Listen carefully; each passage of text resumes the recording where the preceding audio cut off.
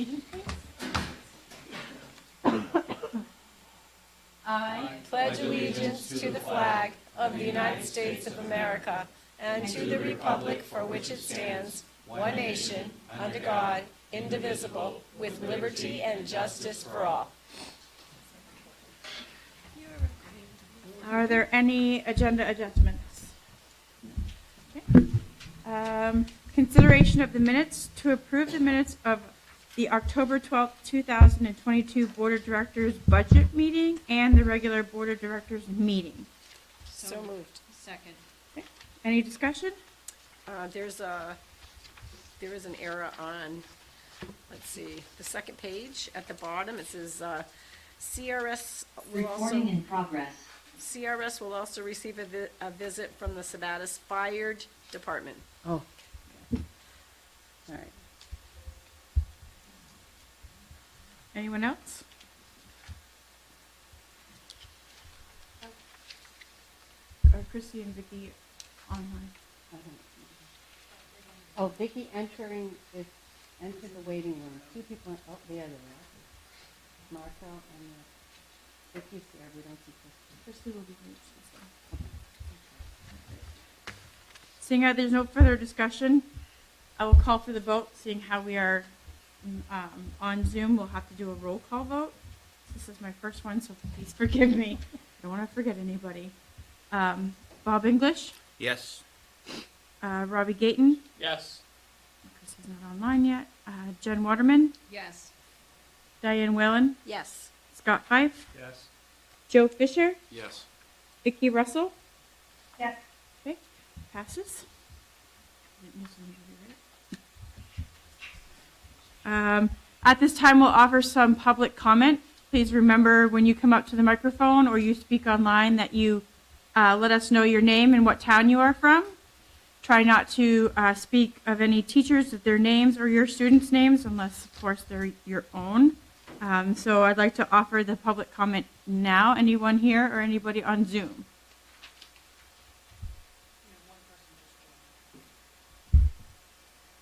Oh, that's student rep. As I'm seeing no public comment, we'll move on. Any petitions and communications? All right, we will move down to reports for our superintendent report. So, good evening, everyone. Highlights for the superintendent update. We talked about fire safety, and thank you to Officer Brown, our SRO, for arranging things. And it was fun to see the fire chief in action when Kathy Martin and I visited Carrie Ricker. And we shared in there that not only were they doing fire safety, they were connecting to literacy and reading a book around why equipment is the way it is today. And so students were getting a well-rounded experience. And also, and I know CIA heard today the curriculum about Megan doing the in-depth program. Our SRO working with Samantha, the assistant principal around, and Marco Alberti, the principal, around different options to address vaping and other tobacco offenses that students may do at the high school. So not just a suspension when we know a student is struggling with use, tobacco use, and I know they're probably going to do a report about this later. But this is another option for students to really get information, education, and connections around how to address their addiction that may be causing an issue at school. So we're excited about that opportunity. The other thing is all this social emotional work that we're doing. Jennifer Butterworth, who is a consultant for PBIS, which is Positive Behavioral Intervention Support. She has been working with the high school and with the middle school, helping support them with putting a framework in place around supporting students' behaviors. And a lot of it really is how do we function as a school, what are our core values, how do we behave in different sections, really teaching students what the expectations are, and then following up by being positive and recognizing when students are making good choices. Also shared that administrators, when we meet in our administration meetings, we are going to different buildings, and that gives us an opportunity to meet as a team and to visit schools and see the schools in action. And part of what we've been doing is giving, we have these notes with the nest on it, and when we go around, we reinforce positively with staff, writing notes, what we're seeing that they're doing in their classrooms, and then we leave it for them to give that positive reinforcement, which is what we want them doing with their students. So we're trying to model and reinforce what we're looking for. The other thing is we had a great time at Sunday at the Litchfield PTA treat and trunk event. Had a good time. I had fun bringing my daughter. She got to see the community and meet folks, but we had fun judging. Everybody did a great job too, all the families that did the trunks, and that was fun. On November 7th, Land and Water Conservation Fund with Doug Beck, who oversees that fund for the DOE, is coming and visiting our fields and seeing whether that is something we are going to look for an application to help support fields. We're learning more when Doug comes to talk about what is the program, what would be our commitment, how does it work. Those applications have to be in at the end of December. So it's an opportunity. We've talked a lot about fields and how are we going to support those fields. And so we saw this funding opportunity, and we're going to look at that more. The other thing that's not in the update that I want to make sure I cover is Jill and I went to Litchfield yesterday, met with Gary and Kelly. Gary's the selectman chair. And then we met with Tom Hood, who's the budget, Tom Wood, thank you. I say Hood because I know a Tom Hood. Tom Wood, and he's the head of the budget committee. And we just talked about the November 8th referendum, just any clarifying questions and reiterating the importance of supporting that. And it was really, I thought, a good conversation. Part of it was asking if we would do a public meeting. So Litchfield is putting out to their residents that we will, Jill and I will be part of a public meeting, and you're all welcome to attend. And it's next Thursday, 6:30 to 7. And so it's just an opportunity if anybody has questions in Litchfield regarding the November 8th referendum. Where is it at? Right at the town office. Yep, right at the town office. We also had a really good discussion as we go into budget season, how to best communicate ongoing. So Jill and I have said to them, and what we will reach out to Sabattis and Wales as also, is having regular meetings throughout the budget season, where the school budget is, what we're talking about, so that it's not feeling like at the last moment we are being asked for input. We're going to be asking for it all the way through so that we can hear and give information. So trying a different approach to make sure we're communicating with everyone. Any questions? Will that meeting be live streamed, do you know? Yes. Yes. So you can join via Zoom, yes. I have not seen it posted yet, so when we see it, they have to post 7 days ahead, so it should be coming out, or it's out. I looked on the website, I'll look again tomorrow. Any other questions? Assistant Superintendent report. Hi, good evening.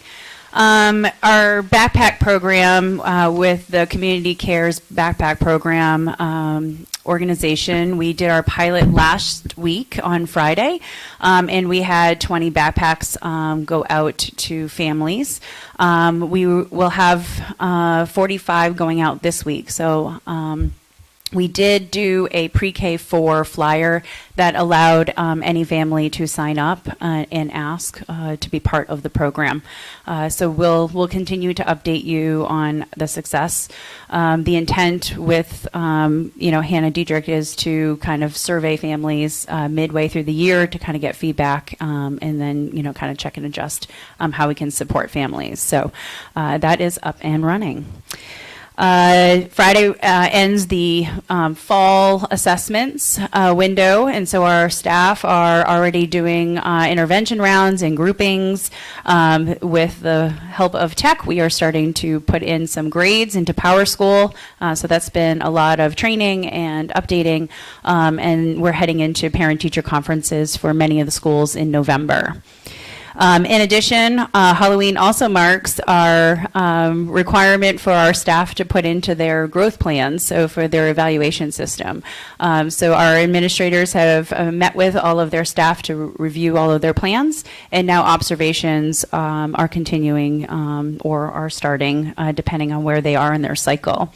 I know we had reported before that the evaluation system was on pause. We are back on and in full force starting this year. If you have any connection to Libby Tozier, or I think maybe Katie shared with everyone, we had to send out a notification to all our LT families that we are above the 15% absentee for the last 3 days. Last year or through COVID, remember we talked about what does outbreak look like, and one of the directions from the board was we would let families know when we hit that 15%. In the past, that's always been the threshold, is when you have 15%, you have to report to the DOE and the CDC. They typically will call us and determine if we are in outbreak status. So we didn't tell our families we are in outbreak status. We actually are not yet. We have to break down all the different types of illnesses. There's definitely, still COVID's still a thing. We have RSV going around and just regular common cold and cough. So, good hygiene practices that we've learned through this pandemic of not touching your face, washing your hands, covering your mouth. And if you are showing symptoms, volunteering to wear a mask indoors helps with the spread. So we want to continue to make sure Libby Tozier can stay open. If we are in outbreak status, we will inform the families and go over the guidelines that CDC requires us to do if they change our status. We do monitor our staff and our students every day. So we are, not taking in account anyone that's tardy, or if they're out because of a family vacation. It is literally 15% of actively sick is how we have to report that. Course reimbursement. Last year when I came to the board during budget season, I asked for an increase for tuition for course reimbursement of our staff. I know we had a conversation about what does that PD look like. And so since the beginning of the year, I have already had staff already sign up for tuition reimbursement. So that money has already gone, and I've already expended a lot of my improvement of instruction as well as my Title II funds. So I've leveraged a lot to make sure our staff are able to take the courses that they want. So in order to start preparing for next year's budget, I did send out a survey saying how many more are taking courses this coming year that have not signed up, as well as preparing for next year is how many staff are intending to take classes. Part of that is some of it is certification. We have hired a lot of new staff that need courses in order to stay certified, and it's not necessarily just professional development. We've currently, if I do my prediction, we will be double what we had this year that will be intending to take courses next year. So as we are preparing for the budget, please expect that I will be asking for an increase in that one line item again. That is all for tonight. Any questions? Bob? Yeah, so course reimbursement. I certainly support education. Years ago, having been here for a long time, the board at some point in the past kind of directed that courses that were approved would be courses that would be kind of in the staff members area. So if they were a math teacher, it would be kind of the math, science, kind of the science. To use the example that we always talk about, liberal colleges, basket weaving wouldn't be a course that would be approved. All right? I have no idea, and I don't need to know at this point, just what that's like, but just that was a decision of the board some years ago. Mm-hmm. I don't know that it was ever changed, but as we change administration and, things don't voice stay the same. So certification is obviously something that we need to stay certified or get certified on, whatever those courses are. So I would say 90% of the requests this year are to keep their certification or get the certification that they're getting an emergency or conditional certificate right now. I would say about 10% is looking to advance, so they're looking to go into administration, so it's not in their current core, but they're looking to get a master's into something in order to, you know, kind of grow our own and build leadership. So in our form, they have to say what the course is and how it ties to what they're doing, and what it ties to their professional growth plan as well. Thank you. Any other discussion? Okay, thank you, Kathy. Financial report. I'll report out on committee report. Okay. Yeah, maybe we should move that out Yeah. of the agenda up here. Yeah. There was discussions of that the last In the past. superintendent and I, We can do and it that. just never quite happened, since we never do it until committee report. We can do that. Thank you. Administrator's report will be next meeting. We'll move on to director's report. Norma Jean for technology. Good evening, everybody. If the clicker does not work, I will be on. She is on for it. All right, so we'll see. Look at that. All right, so technology report for October. Like Kathy had mentioned, the NUIA fall assessment window is ending, so we're finishing up, working with everybody to get everybody tested and supported, and reporting is next, supporting our staff. We rolled out a new point of sale for our kitchen, which is Mosaic. We've had parts of Heartland, which is also Mosaic, before, and so the kitchen people have done an amazing job. Kathy has supported them fully with training and other items, so they're doing a really good job. We're supporting teachers with gradebook training. We did Libby Tozier and Kara Ricker today. They did a great job, so we're just moving slow and steady and supporting them. It's wonderful. We're continuing to open the student and parent portal, so that's rolling out slow but sure, but we're getting there.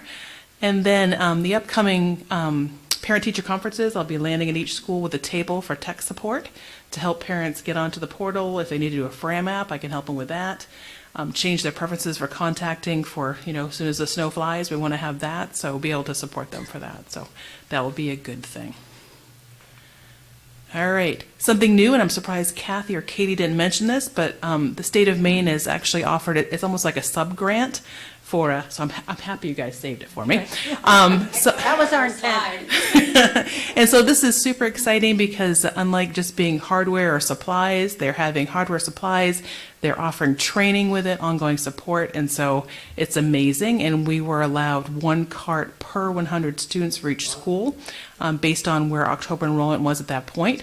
And so we, you know, pretty much decided to work with administration and teachers trying to decide which cart is the best to start at that school. It doesn't mean we can't pick that cart up and those supplies, pull them together and do a project at another school. So it doesn't mean it's dedicated fully to that one school. And so there's 3 types of carts, one for robotics, one for coding, and one for virtual reality, super exciting. And then each cart comes with supplies to help teachers integrate that into their classroom. So it's not particularly just for computer science classes. You can bring it into your math class, your English class, and so that's really cool. All right, next, the first option is robotics and programming lab. This is who is getting this to start with. Oak Hill High School is getting one of the carts, middle school 1, so about primary 1. I've been dying to have some Spiros in our schools. This is super exciting. The kids are going to love them, as well as the teachers. If you want copies of any of this, let me know. I can email it to you. That has the links and everything.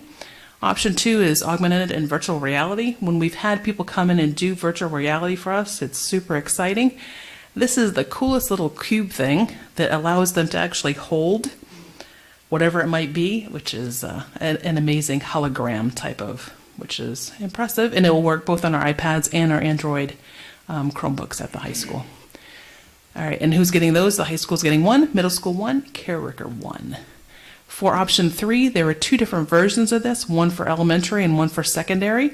So it has different levels of the Lego Spike Kit. And so the high school is receiving 2 of those. And the middle school is 1, and Libby Tozier is 1 as well. But like I said, we can trade them around. So that's super exciting. And that is it. Does anybody have any questions for me? I don't know, Jane. Yes. I know in the past we've looked at, or at least I have looked at teacher websites along, so parents can contact teachers and stuff like that.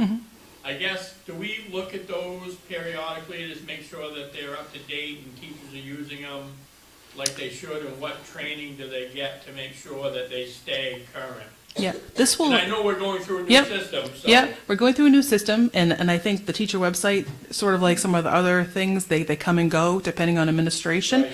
One thing that's coming and going, just like we do every 2 or 3 years, we evaluate if our website is doing the job for us. Right. Currently, I feel our one isn't doing it with us, so the M team will start talking about if we're going to transition to a new platform that actually has an app. They will actually do push notifications, and it's much user-friendly for teachers. So I think that's something we should explore if they want teacher Because websites. I know not all websites are equally supported or constructed, and I would like to see us probably get that to a better, like assignments and, Yep. So grades, I know the grades are pretty much put in, Yep. pretty good, but I'm talking about, parents talking to teachers or looking at assignments and stuff like that. Yeah, I would say in our current platform, not so much. We used to, when we did a Google Sites, we used to link a Google site, Right. which I think is what you're thinking Yes. about.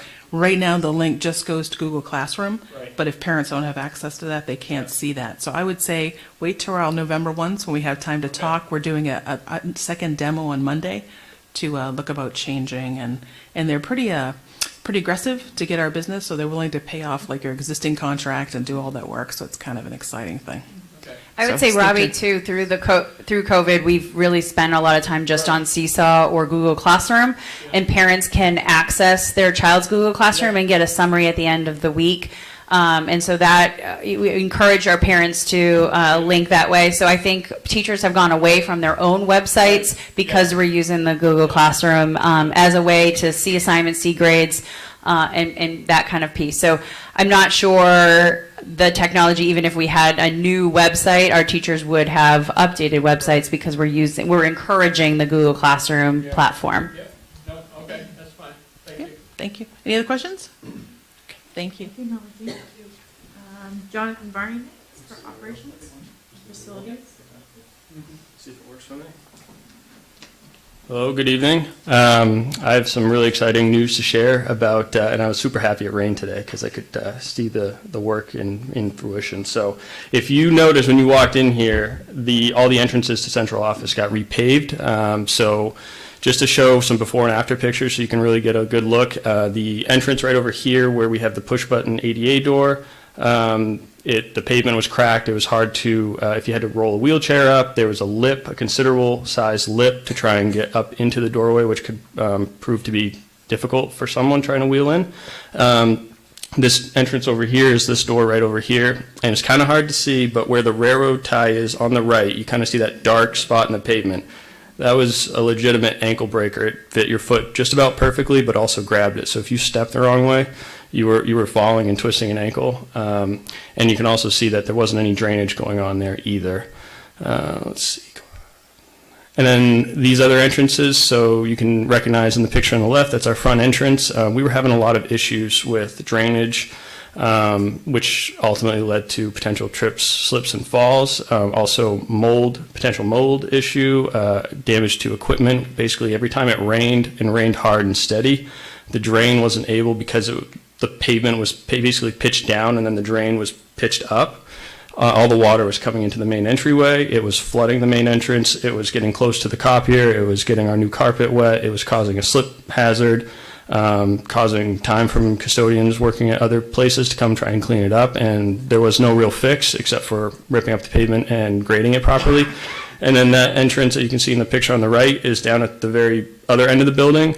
We weren't having as much water damage there, but you can see at the bottom of the door it rusting, so clearly water was infiltrating. It was only a matter of time that was going to enter the building. So we had it repaved just in those areas. What they did was they cut and dug the pavement up, they regraded the earth underneath, and then paved on top.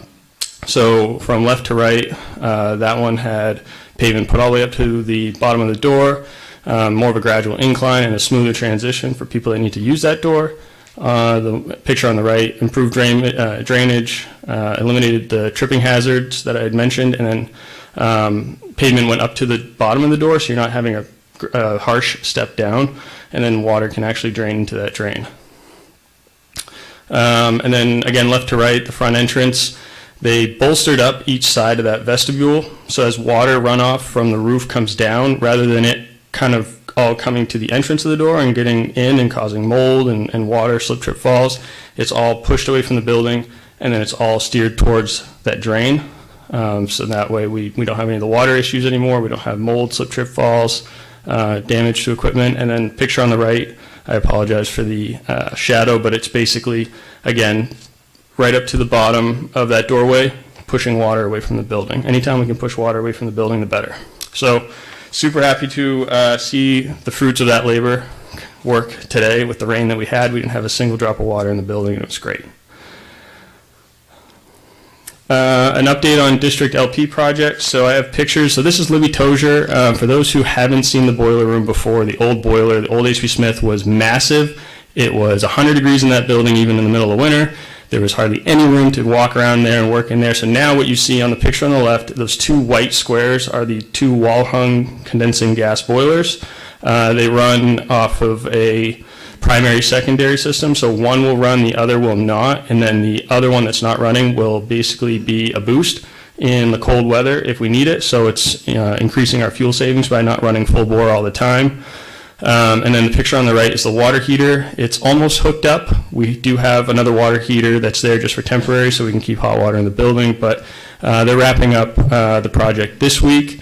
It's supposed to be ready for state inspection next week. I just have to schedule that with the inspector so we can get our certificate back. But as of right now, we have heat in the building, we have hot water, everything's running flawlessly, looks great, and we're saving fuel. At the middle school, we're very close to completion. We do have some part delays. That school requires an electronic vaporizer, and we don't have some electronic parts, so we can't actually physically run it. The plan is to be fired up on Friday. If that plan doesn't work because they can't get the parts, they're going to swap, they're going to put the old burner, oil burner back on and at least get supplemental heat until they can get this thing up and running, because this wasn't expected.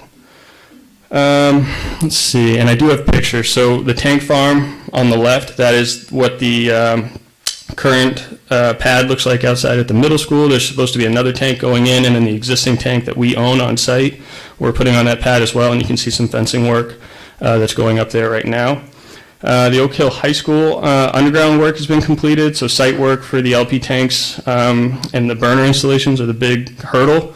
The burners have not even landed on site yet, so we're still having to kind of go through the hoops with that a little bit, but I've been on it with Siemens and the project managers, and they're working everything they can do to get those burners rushed over here to us so we can get LP over there at the high school. And then Carrie Ricker work is complete for the fall. A little bit of fencing, a little bit of groundwork that's left, but the pad work and the underground piping was the only plan for this fall. And then in the spring, they'll go in and do the boiler replacements. I didn't really want them to try and do the boiler replacements this year, only because they weren't sure if they could get it done, and I had to do a fuel contract. So I didn't want to commit 100% to propane, and then they say, oh, we can't replace this boiler, now I don't have fuel to heat the school. So that's all going to get done in the springtime. Picture on the right, kind of hard to see. There's a Quonset hut there. Underneath that is some recycled concrete blocks. So what we've decided to do this year, rather than buying pallets of ice melt salt, which run anywhere from $500 to $600 a pallet of 50-pound bags, we have started building salt sheds, and we can get the equivalent amount of salt. So 1 ton is the equivalent to a pallet. We can get 1 ton of salt delivered for $90 rather than paying $500 to $600 for a pallet of 50-pound bags that we then have to lug around and move around. So we're cost saving, and we're hopefully eliminating workplace injury, right, with our custodians who are having to lift those bags. So the plan this year was to have the blocks put up and then Quonset hut to cover, and then maybe next year, if we can work it in the budget, putting a permanent roof structure over it just for longevity, but we'll see going into the budget year what that could look like. And I guess before I get into my next topic, Bobby just wanted me to touch on fuel prices, because I think there's some confusion a little bit. So last year we paid $1.96 per gallon of number 2 fuel. We all knew that that price was going to go up. It is now currently our price is $3.62 for number 2 and winter blend mix. But our LP price is $1.78. So it's almost 20 cents cheaper per gallon than what we paid for number 2 last year.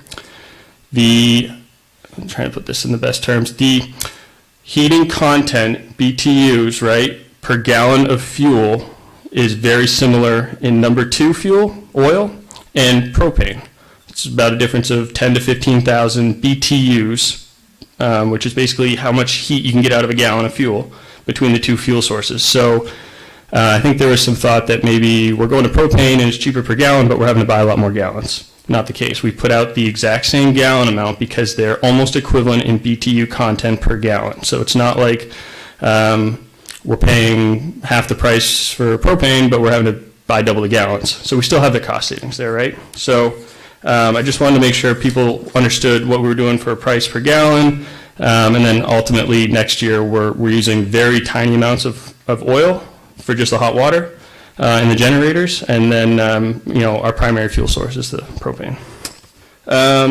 Lead in schools testing. So I do have some updates on that. Actually, Oak Hill High School and SPS both had fixtures that tested positive above the CDC limits.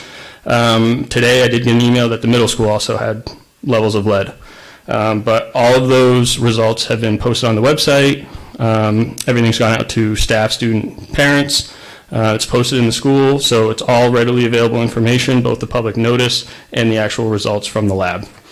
So at Oak Hill High School, we had 24 fixtures that tested positive for lead. At SPS, we had 15. And of the 78 at the middle school that were tested, we had 19 that tested positive there. So for now, we are going through the steps of taking retest kits. So what they do is they fill up a bottle and then they run it for 30 seconds, fill up another bottle. It's kind of like a control test, and they see where that source is coming from. So going forward, we'll get retest kits for the rest of the school. We'll retest. Then when we get those results back, then the water quality experts can say, okay, you need to replace your water fountain, or okay, you need to replace your pipes. There is, I believe, federal funding out there for lead in schools, so there are, I think, ways that we can offset the cost of having to do whatever we need to do to remediate the lead. Water coolers have been placed in schools where drinking water has been affected, so that's there for everyone to drink. And any of the fixtures that aren't for drinking, we're doing the 30-second flush practice as recommended by CDC. And then some updates for the bus drivers. I'll go with my next slide. So as of 10/25, so this week, we have a new bus driver starting, Lena Smith. Plenty of prior bus driving experience. She's going to be taking over the pink run for us, and she's already started today, and she's very excited to do the trip for us, and I'm really excited to see where it takes us. Randy Jackson. He's been doing our silver run. He's through Norton Staffing. He's been working out great, so now we're just going to weigh. We're going to give it another couple weeks, make sure he's good fit, look to try and maybe bring him on. We'll look at the cost-benefit analysis of buying out his contract, but he's working out great. And then school bus safety training. So we've started doing some in-house, in-school school bus safety training where we line up chairs in the school. We call students down by whatever bus color, and then we run through the kind of like the do's and don'ts to bus safety and what behaviors are expected of you on the bus and what are things that maybe we should stop doing on the bus so everyone can get a safe ride home. Other than that, I think that's everything. Does everyone have any questions? Yes. So on the water testing, initially, the board received those test results too, so that we could see when the first ones came back. I don't recall seeing anything on these last test results that come to the board. Okay. I'm not a parent, so I don't get those other notifications that would go to the parents. So I would be interested, I know. Sure. As a board member, to when we have things like that it comes to the board. Okay. All right? Yep, we can do that in the future going forward. There'll be another round of results being posted or available to the public once the retesting has gone through. So I will be sure to send every board member the current test that we have done, the first round of testing. Libby Tozer and Carrie Ricker actually got retested today, so we're awaiting those results. But going forward, we'll be sure to share all those results with you. Yeah. So we keep getting emails, Katie lets us know what bus runs are not running, all the things. Do we have all the runs and all the color buses going at this point, or how many drivers are we down at this point? Down as in runs not being covered currently, or just more, Just in general. just in general? Yeah. So right now, currently, we have all the runs covered. We've had some family illness, some personal things that have pulled bus drivers away that are out of our control. So currently, the brown bus is back up and running. I know that was down earlier this week. Purple bus had something going this afternoon, so we're gonna have them back up and running tomorrow. Gold bus is back up and running. As of right now, everything is up and running as it should. So, and I've got, I forgot to actually mention, I'm sorry, I do have a couple other interested candidates for bus drivers, applicants. They haven't submitted the application yet, but they've expressed a lot of interest and said that they are going to, so I expect at least 1 or 2 more applications, and the point would be to alleviate how many kids are on the buses to try and get the kids home quicker, and then also allow us to be more flexible if a bus driver is out. So hopefully at the next board meeting, I can report that we have a few more extra bus drivers. But so far, it's been better than I was anticipating as far as how many applicants have been coming in, which is a great sign. Good, Yeah. thank you. Yeah. So I have a quick one. Sure. Is there any way to put out to parents at Carrie Ricker what it's like for traffic control with drop off and pickup? Because if you're in the drop off or pickup line, we're taking up half of the road coming in. If you're coming in if you're coming in from the top of the Yep. school, but there have been parents who will come in, pick up, and come back out that same way as either another parent is coming through, or there is a bus that comes through to drop off a child, and they're kind of meeting nose to nose. And then there are some parents who are also speeding through that area. Is there any way to put out anything for folks to know like what the traffic pattern is for the buses? Yeah, And sure. where to exit? Yep. Yeah. So I think actually probably a good course of action there would be I'll get with Dustin and Michaela and we'll talk about what that traffic flow looks like, and then maybe I can work with NJ or someone in technology. And I think a good visual on the website rather than saying enter here, exit here, if they could with their own eyes see almost like an animation, like, hey, parents, this is how you come in, you get your kid, this is where you go out, buses are coming in roughly at this time through this traffic pattern. A visual might be really helpful. So maybe NJ and I or someone in technology, after I talk with Dustin, we can get something put together and put on the website and then make sure parents know that. I mean, it happens more when there's nobody for the bus. Their bus run is not going. Right. But there are a few select parents who are still kind of new to the process and Sure. aren't really kind of figuring it out and are speeding through and going the opposite way, and the bus is like nose to nose, or even the United van isn't being able to get through, or Yep. there's other, Bill Gordon's transportation also picks up. So parents are not leaving space either for those children to be picked up. Yeah. So just wondering if there's a way that we can prevent Yeah. the van from having to sit in the line. Yeah, no, absolutely, and maybe some visual signs outside as well could be of help too. So I think between that and the signs that we could post outside, that'd be fine. Christy had her hand up. Oh, I do. hello. Hi.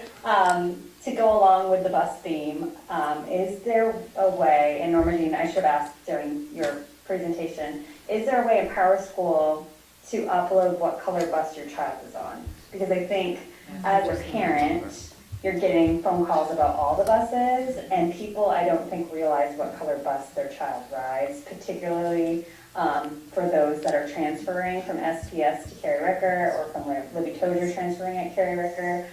So if there's a way, or just to think about a way to kind of communicate with parents what color bus their child is, that isn't just going to the Google Drive and looking at all of the colors to try to figure out your road. I think that could alleviate a lot of confusion that's kind of happening Yeah. amongst Yeah, absolutely. That's a great point. We are actually actively working right now with our Route Finder technology, which is a technology that we build the bus runs with and assign drivers and student drop-off pickup locations. That software talks directly with PowerSchool. So when we get that completely updated, because there's been a lot of changes since I built them in August and to where we are now, and there's always changes, I'm getting some help with that. And as soon as we have that updated 100%, PowerSchool will pull that right over, and then parents can go right on and see what color bus they are. If we do have a bus cancellation, we can just send it to those parents whose bus their child rides. So I'm working as hard as I can to get that in as quickly as possible, because I would rather do it that way as well. So good question, and it's something we're working on right now. Awesome, thank you. Sure. Anyone else? Okay. Thank you, John. Thanks. Nancy Dwyer for special ed. Good evening, everybody. Thanks for giving me a few minutes to talk about the world of special education. As I had talked to the board about probably earlier this year, the extended eligibility law is now in effect in Maine, meaning previously students with IEPs would be able to finish the year that they turn 20. That would be for students with serious cognitive disabilities and that they really need that extra time.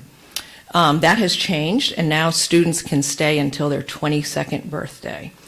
So the interesting thing, and maybe the concerning thing for districts, has been that nothing is really in place in terms of the financial support.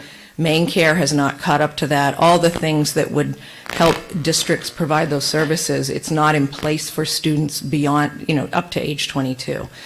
So our state director rolled out to all of the district directors recently a presentation that was done by this new committee that's part of Maine Department of Education called Maine Executive Student Transition Committee.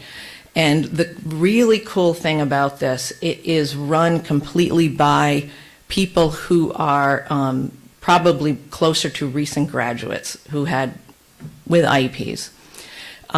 There's a high level of energy. It's really exciting.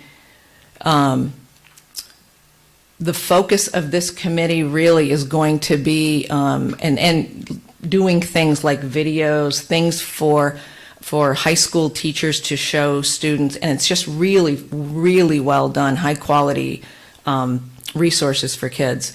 They're also going to be really working across the state, making sure districts are really focusing on having an understanding that is similar to other districts, so that we're really looking at things like employment, post-secondary education, housing, everything that is going to be facing students once they graduate.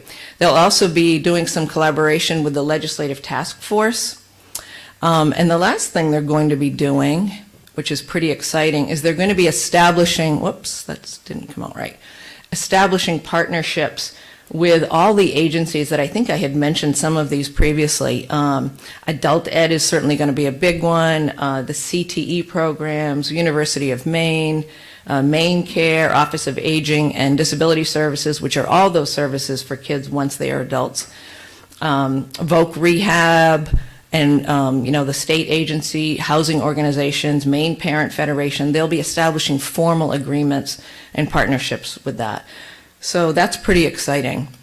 They are looking for students who have not yet graduated, more at the high school level, but certainly could be middle schooler as well, or students who have graduated with these qualities. And anybody, there's nomination forms, anybody can nominate them. I've sent this out so far to high school teachers, but I think we will push it out to the community as well. Obviously, there's going to be some criteria if they're going to be part of this committee. They have to have good standing with their grades, if they're still in school, their attendance is good, they're motivated kids with IEPs for any reason. If it's a student who has already graduated, there'll be a stipend offered for that. Kids can use it if they're in high school for their community service hours, and if they don't need their community service hours, they also can receive a stipend. And it will be a bi-weekly meeting with certain tasks. So I'm really hoping that we can find somebody in RSU4 or in our communities who would love to be part of that. They're hoping just for one person per district, and they'd really like to set up sections of this committee throughout the state. So that's pretty fun.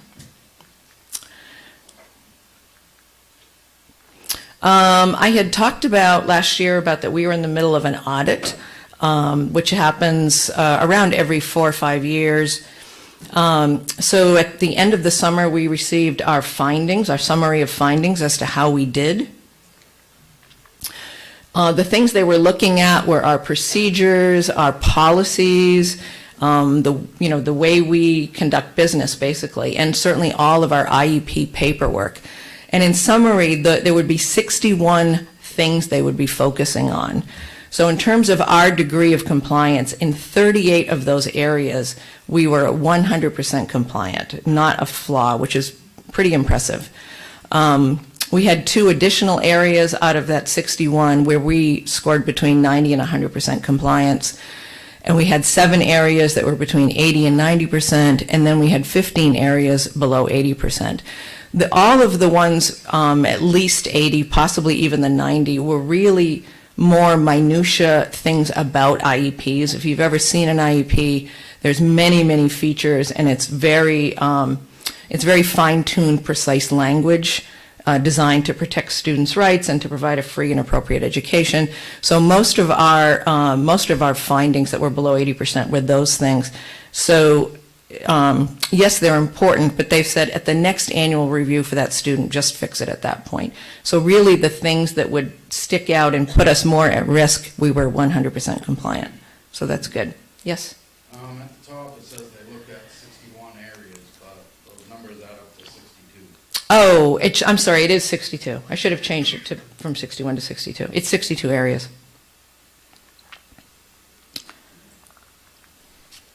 And the last thing I just wanted to say, last Friday at the Oak Hill Middle, our 2 self-contained programs got together and attended a free workshop, dance workshop, with the Public Theater, sponsored by the Public Theater in Lewiston. They came and their choreographer came.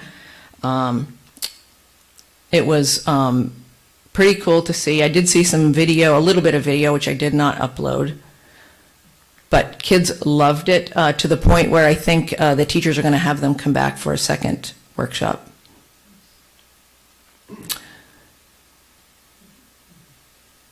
Any questions? Really, that's all I have. Yep, Jen? My only question is, now that they're allowing students to be enrolled until they're 22, how is that going to affect cohort counts? Like, I think that's not... That's always been an issue when you have students stay beyond the 4-year cohort. Right, I don't know. I don't know the answer to that. It could affect our child count as well, but I think they're not going to count them on the child count, is the last I heard. But it's not finalized yet. Okay, thanks. Anything else? Okay, Brian. Thank you, Nancy. Brian Daniels for Athletics. Thank you. Good evening. Oh, that was loud. Sorry I was late tonight. I was down at Waynfleet for our boys soccer playoff match, which did not go in our favor. We did play really well for the first 20 minutes or so, which I guess for teams opposing Waynfleet this year was quite the accomplishment. So we'll leave it at that. A couple things I wanted to highlight, just kind of wrapping up fall athletics. Pretty much all of our programs are kind of coming to an end. Field hockey has a playoff match tomorrow. And football is still going. We have our last regular season game this coming weekend. So again, just wanted to highlight, at the high school we did currently offer 8 different athletic opportunities with a total of 126 athletes participating. And at the middle school, we offered 3 with 68 athletes. Obviously, there's a discrepancy there. A lot of that gets filled with the rec programs offering some of those additional programs that the middle school doesn't. Really hoping to kind of keep that as a point of emphasis moving forward and try to improve some of those numbers. The last couple of years, extracurricular and athletic participation has kind of gone downhill for a variety of reasons. So it's definitely something we're trying to focus on at the high school level so we can get more kids involved and active in our communities. Also wanted to touch base on eligibility. We have our eligibility coming up on November 4th. This would be our winter eligibility, both at the middle and the high school. I've been working closely with administrators in both buildings just to kind of clean up the process, clarify things for our staff and students. Planning on going down to the middle school this week to meet with winter athletes, coaches, teachers, so that way they're familiar with the process. And we're still kind of cleaning up the process at the high school as well. We're hoping eventually that Power School will be able to generate accurate rosters instead of having kids go around to each teacher. Right now the practice is we have a piece of paper where the athlete will track which course they're taking, which period. They'll go to each teacher individually and ask that teacher to sign off whether they're passing or not. And then it comes back to me and I kind of verify it. So hopefully when we get some more details with Power School ironed out, that program will do that for us. So it'll save a little bit of time for teachers, staff, and students. Brian, what if you, I know they look at it, I guess my question would be, what programs do we have in place to help student athletes that might be on the edge? As far as like succeeding in academics, Right, yeah. I would say, working with the building administrators, they have variety. I know at the high school they have Raider Connection, and they're constantly working on those lists. I believe the high school on Wednesday, right? This coming Wednesday, yeah. They're using some of that PLG time on a Wednesday to actually have staff focus on some of those athletes who might be on the edge. Well, not just athletes, but any kid who might be on the edge. So as we progress through the year, our teachers are kind of working through those to identify those kids. We're finally kind of, far enough along in the school year where we're starting to see those patterns develop, so we can start to identify, different situations to help resolve those. So. And then lastly, I just wanted to note, as we all know, October is Breast Cancer Awareness Month. We had a handful of our programs kind of take that on a personal level. I just included a couple photos. You can see our girls soccer team here who they actually went out and purchased their own breast cancer tops that they wore for some of their games in October. And then you see on the right, it's kind of hard to see in the image, but it's actually pink in the OH there in our football field. Our football coach does that every week for some of our home games, and the intent was to do the whole thing pink, but we ran out of pink paint. So we quickly adjusted and adapted on the fly, and what you see is what we had, and it was a pretty unique opportunity at the last game. Our football and cheering programs at that game did raise money for the Dempsey Center. So between accepting donations from players, if kids wanted to wear pink, we encouraged they would make a donation, and then accepting donations from people in attendance as well as the 50-50. We did raise about $300 that we'll be donating to the Dempsey Center on behalf of Oak Hill Athletics. So, any questions? Awesome, thank you. Thank you, Brian. Yeah. Jim Palmer. Oh, thank you. Sorry. Jim Palmer, adult. Good evening. Let's see.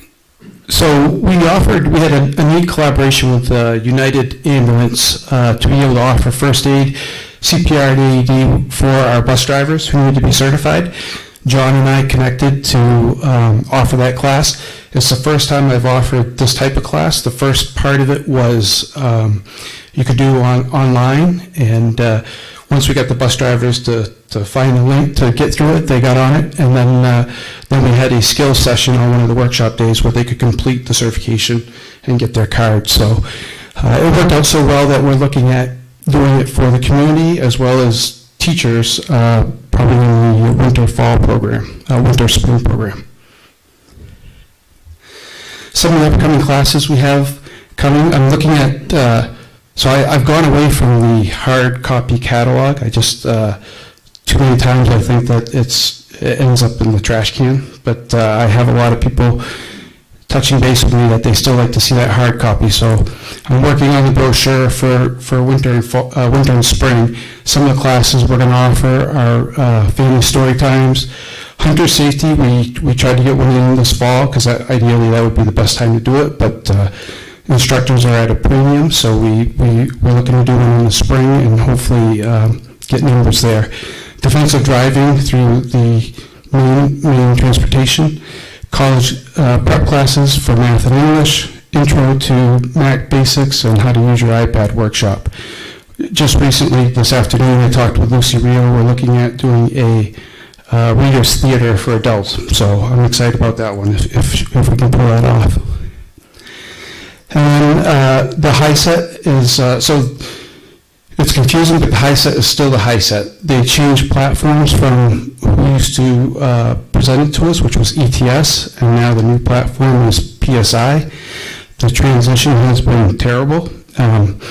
Across the nation, because it's a national change, people have not been able to test, so it's put everybody kind of in a holding pattern for GED high set testing. So statewide, we've worked together to try to find out how to get through some of these glitches. The state actually has been really great at providing some support for us weekly to talk with other directors across the state to see how their experiences are. So I'm happy to say that we had our first high set test yesterday with no glitches. So we have another one on tomorrow. Unfortunately, at Lisbon, we did have glitches, so we're still trying to work those out, but at Oak Hill, we didn't have the glitch when we did the test. Everything came back the way it should. So, any questions? Yeah, Jim, have we looked into, or maybe, I know we haven't, I know we're doing, I think it's great we're doing the EMT class, but anything with like firefighter 1 and 2, I know with the 3 fire departments all send people to these programs, and I didn't know maybe if there's some way that we can partner with the departments and maybe set up a pre-class for, you know, juniors, because I know they can actually take it, the fire 1 and 2 at 16.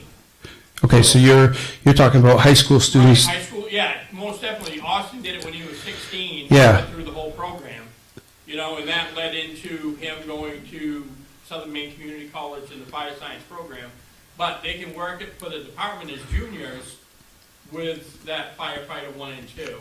Sure. No, we have not done that, but that's a great suggestion. You know, maybe we could, you know, talk to the 3 chiefs in the 3 towns and maybe come up with a program, you know, to get the interest up. And, Yeah, absolutely. And that would be something adults could take too. Yeah, You know? yep. But it's a good introductory course for high school students who want to go that route. So, Yeah. yeah, no, thank you. All right. Any other questions? Are there more being offered than just what's up there on your list? Yeah, those are just kind of the newer ones that we have this time. Yeah.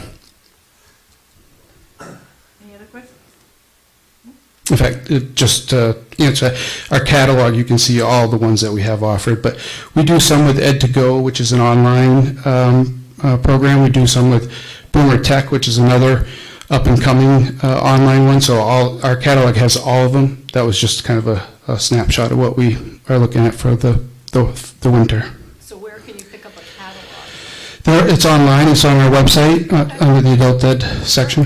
Thank you. Thank you, Jim. And next would be our student rep report. Is she available to report out today? I am. Yeah, there's Destiny. Welcome, Destiny. Hello.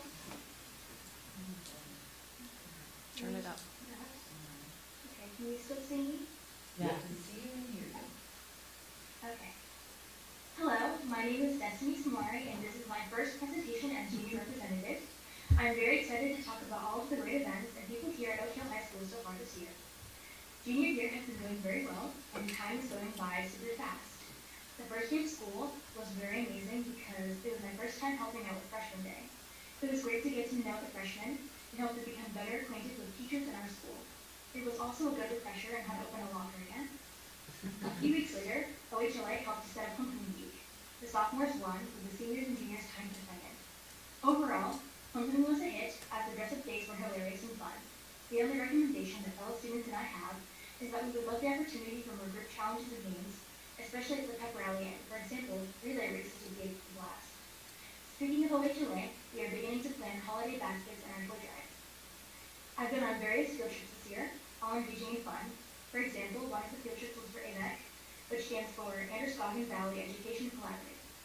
I am a part of Science AVEC, where we travel to various places and centers to learn about the environment.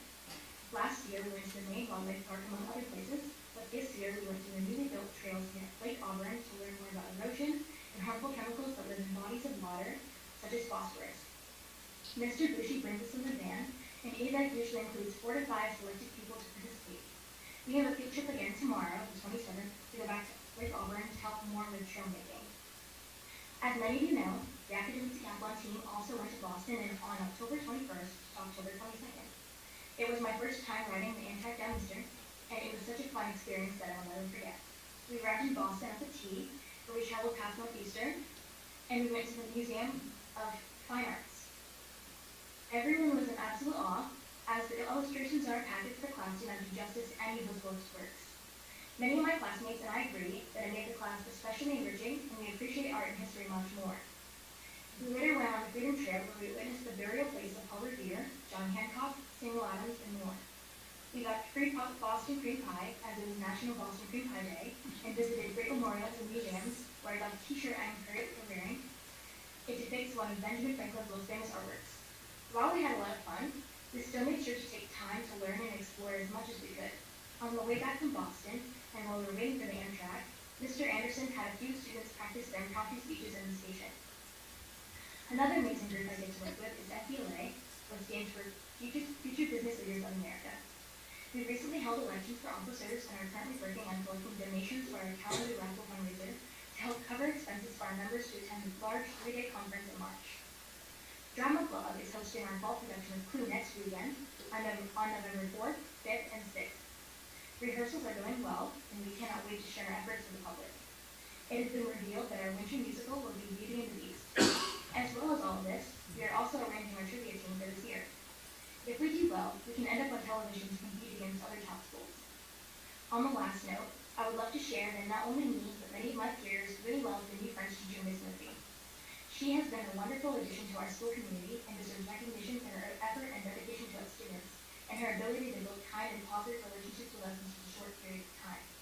The French language is something that I'm very passionate about, and she's already taught us so much. She really does care. Overall, this year has been filled with many opportunities for learning and fun so far. This is one of the first normal years we've had in a really long time, and I'm very glad and fortunate that many of us are getting the chance to experience a more regular high school setting before we graduate. Any questions from anyone? Thank you, Destiny, that was great. Thank you, Destiny. You're welcome. Great job. Seeing there's no old business, we'll move down to new business to approve revolving renovation fund loan applications. So moved. Second, Any discussion? you want?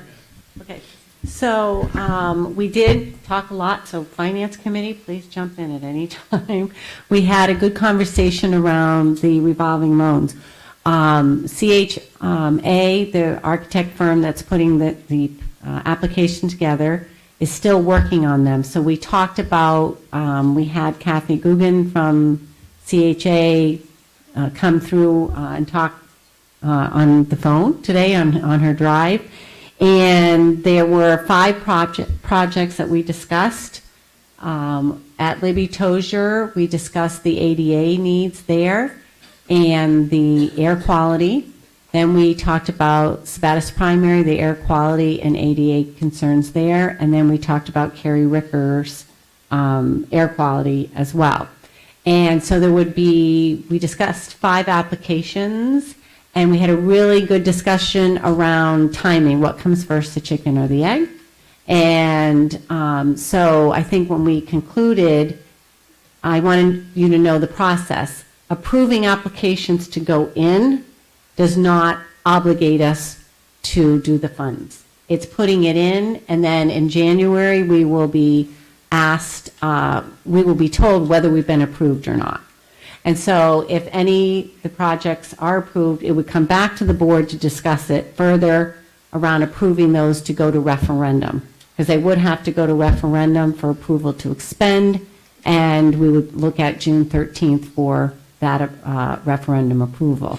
So there's a lot of pieces and parts. So Robbie, I don't know if you want to talk about where the committee is recommending tonight, Finance Committee is recommending for applications. Well, because of the timetable, we have to have the application in By the 31st, by 5 o'clock. by 5 o'clock Yeah. on the 31st. And we don't have all the numbers for the air handlers and everything. They're hoping to give us those numbers, but you would not be able to vote on the whole project without knowing the numbers.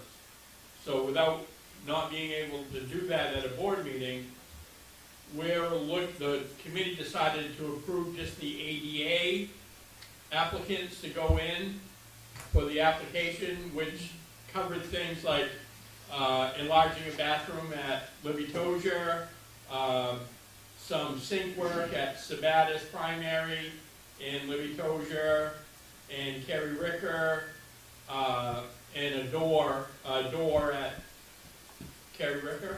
At Libby Tozier and At Libby Sabatis. Tozier, yeah, at the door at Libby Tozier. Mhm. So it's not a large item amount, because I feel that the large items amounts are gonna be the air handlers, which the ones at Kerry Ricker weren't designed large enough to exchange the fresh air that we need to get into the building.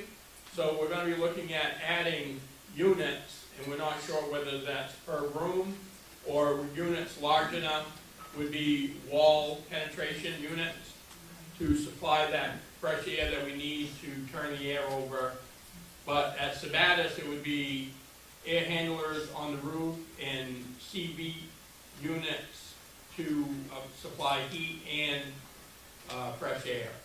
So the board felt that we wouldn't have adequate time to have the board look at those numbers, so we decided to just put into the ADA, come back, find out what the numbers are, have a board discussion on it, because I'm thinking it's gonna be a pretty substantial number. So it's definitely gonna have to go out, and we're gonna have to have the discussion when we put that in, how much it's gonna be, how much, we won't know what we're gonna get from the state until we put the application in. So that's where the revolving renovation fund stands. So we decided that we could vote on it tonight to put the application in, and then after we got the numbers and we found out what we were getting, what we might get from the state, whether we want to go down that road.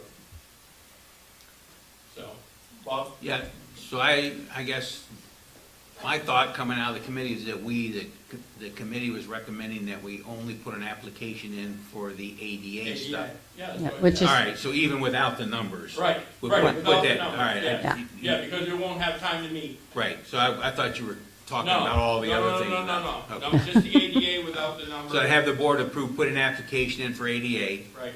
yeah, there are two of those. There'll be one for Sabatis and one for Libby Tozier. Do they have to be separate for each school? Yes, you have to Be do them ADA? separate, yeah. Okay. Yeah. So that's what, when you approve this, we will put in for those two. And there's a comment, yeah. Christie? Let's see. So I guess I feel like I need to take 5 steps back because I don't have a good sense of, help me to understand by putting in this application, what is the burden on the taxpayer? Do we have any sense roughly? Do we know what the interest rate term is going to be potentially of these things? Like it just, Yes. in order to make an informed decision, I don't feel like I have enough information at this point. Right, so the application doesn't commit us to anything. We put an application in, or 2 applications here for the ADA. In January, when the state has looked at all the applications that have come in and see how many dollars they have, and then they select which ones that they're going to approve, they would notify those school districts that they've approved one or all or whatever of those applications. There's still not a commitment until it's approved by the local school unit. If it's only a $30,000, let's say ADA thing, I think that can be approved by the board. And revolving, I think we get 50% is paid by the state, and the other is interest-free. Well, it runs through your ED Yeah, ED. 279. So they- It runs they through take the it out ED of our- 279. They take it out of the money that they send us out of the 279. So, So But- essentially, this is just like an intent to, almost like a proposal, like we're proposing to apply for this. If you say yes, then we put in the real application with the real well, figures. that would be the application. They're gonna have some numbers by Friday, they say, for those ADA things to put them in. All right, so that the state will know, the application that they hand deliver on Monday will have numbers, but they won't have those till Friday or maybe Monday morning. So we can't act on any numbers, but to put in the ADA, we're still not committed to anything. All right? And So the reason we say 50% is right now, we receive 50% state funding for our overall local funding with the EPS model. So looking at the EPS model, that debt would go on there, and so the state picks up 50% of that, because we get 50% of state funding. well, we're what, are we at Yeah. 65? Yeah, might be more than that. 65. So the deadline is simply for the state portion? Correct. For the application. Yeah. For the application of the state portion? And we're under, for the other 50%, are we able to shop for that? Is that, like what Chris was saying, as far as interest rates and stuff, is there a different? It runs through the ED 279. So you know how we would get a total, which would include that, Yep. and then the local 3 towns would pick up the difference like you do now. Yeah. So it would tell you how much. It's part of the formula. It's not like a separate loan that we go out for a loan. When we did this through the revolving renovation fund for the roof, it was Yeah, almost same $1 thing. million. We got Yeah, 65% it's like a of grant. that paid for by the state. We had to pay the other, what was left. And we had to budget that over how long? I don't remember how long we Yeah, had I don't have it. I mean, they took it I'm not- out. we're they not took it sure. out. Right, they took it out, but I don't know for how, if it's 5 years, 10 years. Yeah. Is it I think it's 5? 10 is what it's. 10 years, Ten. yes, 10 years. So you're going to see it run in debt. Yeah. And it will be what and I can get more details on, it's Not going to really run through. There's no interest. Right, it's like a grant. The renovation, revolving loan kind of throws that out. Yeah. It's not really a loan, it's the revolving renovation fund. Fine. Fund. It's a grant fund. They're taking money out and then they run it through. But right now, all you're asking is for permission to send in the application. Correct. Yes, That's all that you're asking. yes, correct. So we talked about it's a savings to the district to do work that needs to be done. So with that, if the motion would be appropriate, I would make a motion that we approve the submission of the ADA compliant work that needs to be done at the 2 schools. We have a motion on the Is floor. there a motion on the floor? Yeah, I'm we just can- making one. Yeah. I don't think there was one. There was just a discussion to approve. Oh, wait a minute, maybe there No, was. there was. Oh, I'm sorry. Yeah, it's the motion I am sorry. We're in But discussion. the motion was, Thank you. but what was the motion? to approve revolving renovation fund loan applications. Okay, but we didn't say for how many or for what jobs. No, Okay, Exactly. no. so I don't know if it needs to be more narrowly focused.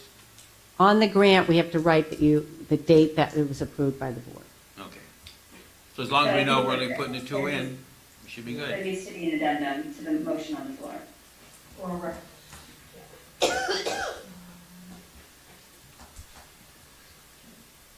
So,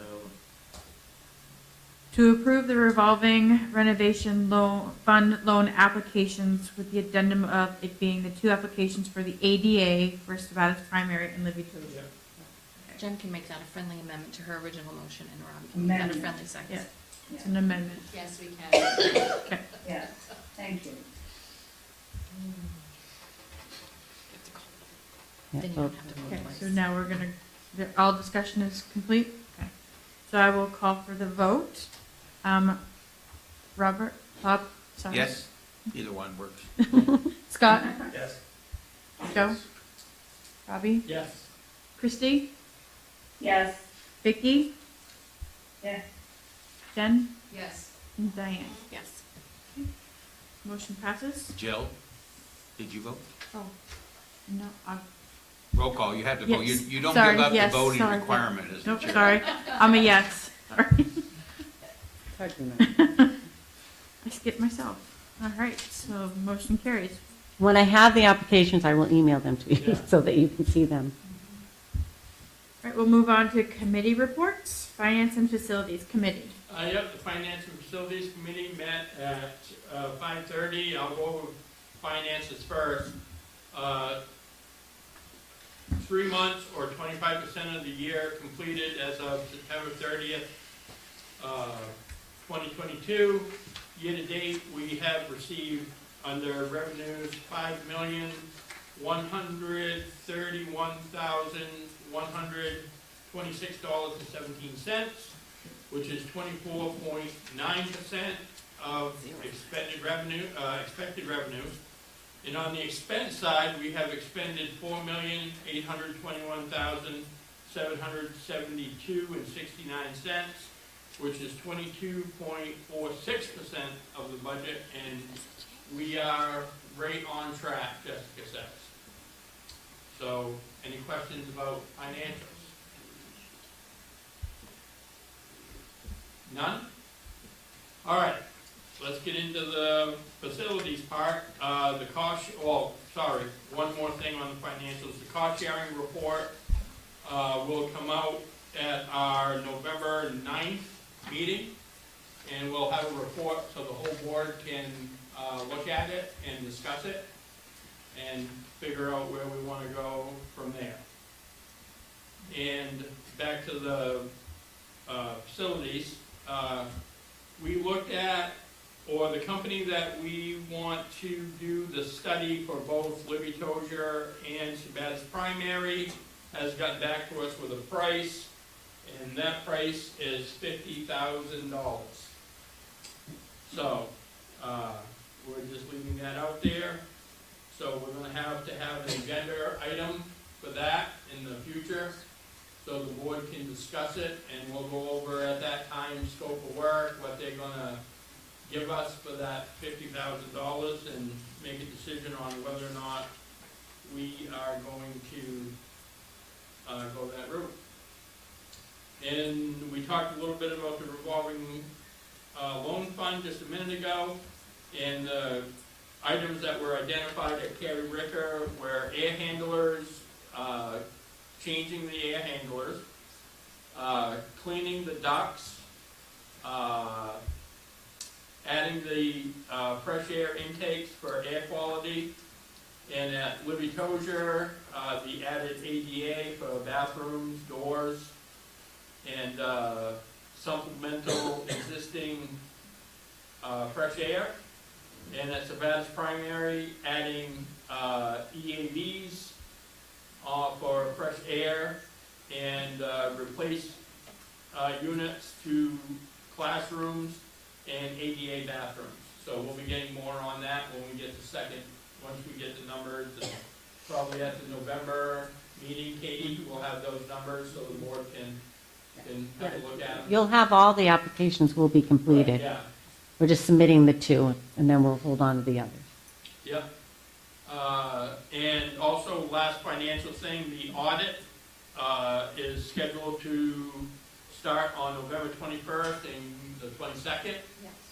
And we'll report back out on that probably beginning in December, if not later. It'll be close. They're coming back on December 12th and 14th to conclude. Yeah. And then they're gonna have to put it together, so we won't get numbers Till January. Yeah. We'd like to have by end of December so we can meet the requirement to file to the state, but chances are we won't see it till Right. January. Yep. So, any other questions? None? All right. Thank you, Robbie. Yep. Personnel and policy will report out next meeting. CAI and Technology Committee. Yes, so we met this evening, and we actually got to have Jack Carney come in and visit, and Jen Lane and Ms. Boosh, as everybody would affectionately call her. And they talked about the mentor program for our professional staff and support staff, and how components of that seem to change thanks to the state requirement. But what was most important was discerning the difference between the fact that employees are on a 3-year sort of probationary period, if you will, versus certification now. There's been a change to certification for professional staff, that once someone graduates with their degree in education to teach, they automatically now become a professional certification. It had not been like that in the past. That's a big deal. So we have, when Kathy spoke about how many people we have on staff that are looking for continuing education, knowing that I was part of all the numerous interviews and hiring people, we hired a lot of people who have not reached that professional certification status yet. They're currently taking classes, they're trying to complete their initial degree, that sort of thing. So that would be where a lot of that comes from, but once they have completed, they actually will be at a professional certification status. So that was helpful to clarify that. It was also helpful for Mr. Carney to just talk about the difference of when we're looking at supporting, whether it be brand new professionals versus professionals that transition into our district. For veteran teachers that transition in, they have a mentor for 1 year. They can have one for an additional year after that if they choose. But for brand new staff, first time teaching, they will have a mentor for 2 years.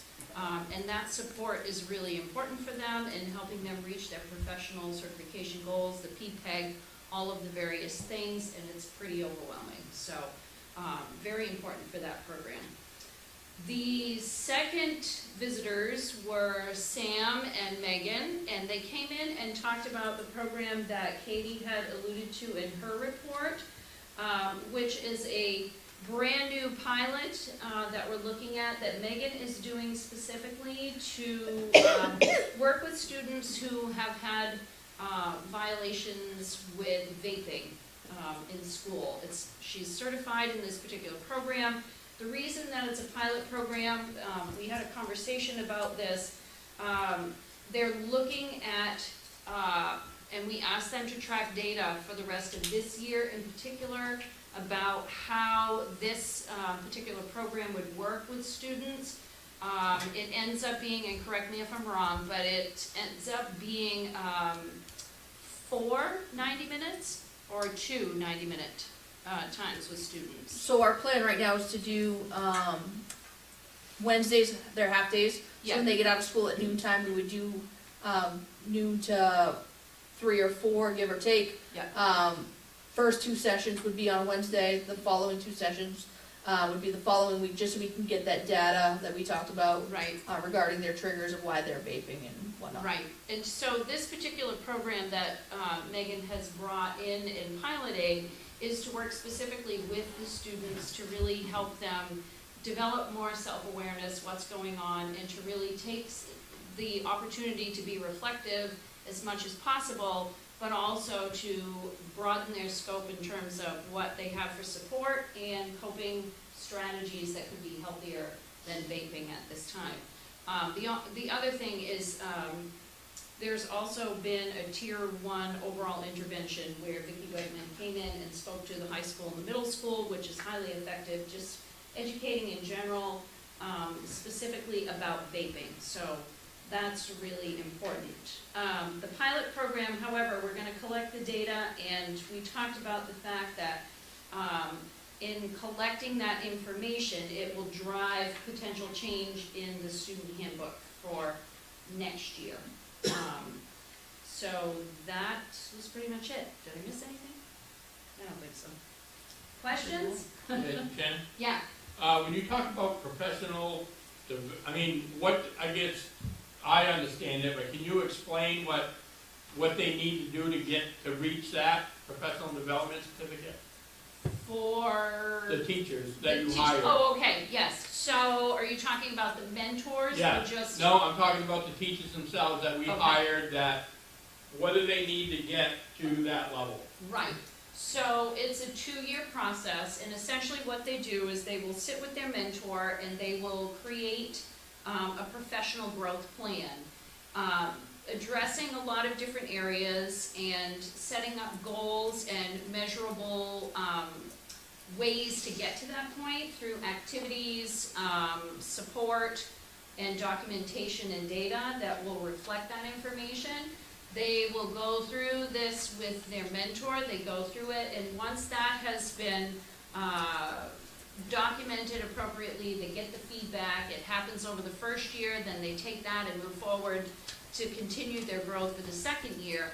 Once that's completed, they then will submit it through Jack Carney, and then he will submit it to the state. What happens with that is it goes into a particular system within the state. What is it called? I used to remember what that was called. But essentially what that does now is help people, professionals now have to track their own certification. It used to be that school districts would actually let the staff know when their certifications were going to be running out, so that they would know when to submit all the documentation to have it renewed for the next 5 years. Now professional staff, at least here and potentially everywhere else, it can be at any time, so it's really important for people to stay up to date with their own certifications. And with non-professional staff, support staff, that sort of certification, if you will, is something that's ever rolling. Right. So it's part of their contract here with us that we will notify them, but that's not always the case. So when you say non-professional staff, for everybody out there, you're talking ed techs? Yes. And not actual teachers, but, you know, the ed techs? Right. And other staff? Right, and we will notify them, but it could become due at any time during the year, as opposed to potentially graduation point or whatever for people, yeah. As far as becoming a mentor, the state offers a training once a year now, and we have had a handful of staff become mentors through the Western Maine Superintendent's Group, but that's a really important piece because not only does it help, it helps in building your team, it helps in creating culture, environment, support, professional growth, so that it helps us overall, helps the students, helps the staff. So, yeah, it's really important. Okay, thank you. And staff members who are mentors get paid for that as well, correct? Yeah. They get a small stipend, yeah. It's a lot of work to be a mentor, because It I is. do know teachers who are mentors, and it's a lot of work. Yes, yeah. Questions?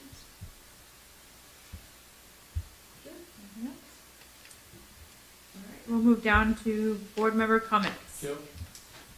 Yeah, I'd like to say, I wanted to say this last meeting, and my mind was going, but we lost a valued board member in Joan Thomas last month, and I would think that it would be appropriate of us to say something and do something about that. I mean, I've been here 23 years, and Joan was here a long time before me, and she helped me a lot when I first got on the board, and, you know, was to sit and listen and take it all in, and, you know, so, yeah, so I would like us to acknowledge that Joan's longevity on the board, if we could. I think that would be a great step for her family. 37 years. Yeah, it's a long time. Yeah. When you figure Oak Hill's 40, 45, Yeah. 46, yeah. Thank you, Robbie. Yeah.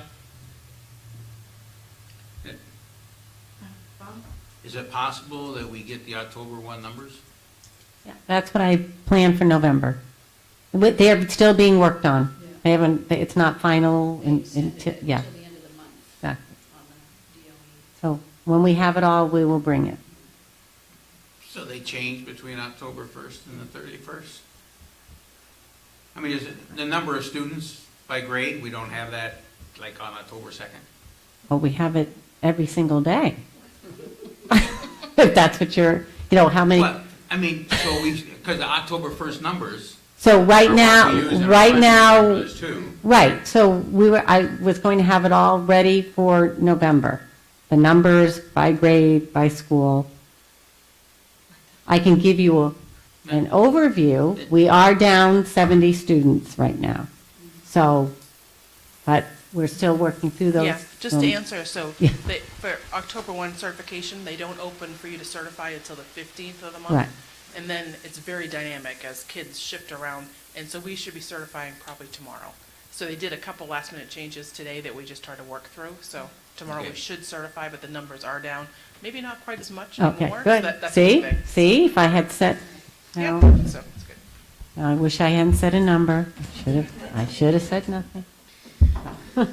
Yeah, I'd like to give you what's certified that's going to go in. Yeah, and it would be nice, but it happened to be mentioned in one of the reports, as if somebody had. it.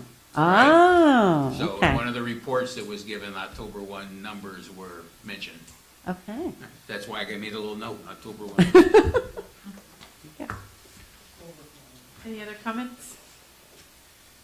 Is the budget meeting that you are having for Litchfield about what's going to vote, is that also going to be on Zoom or no?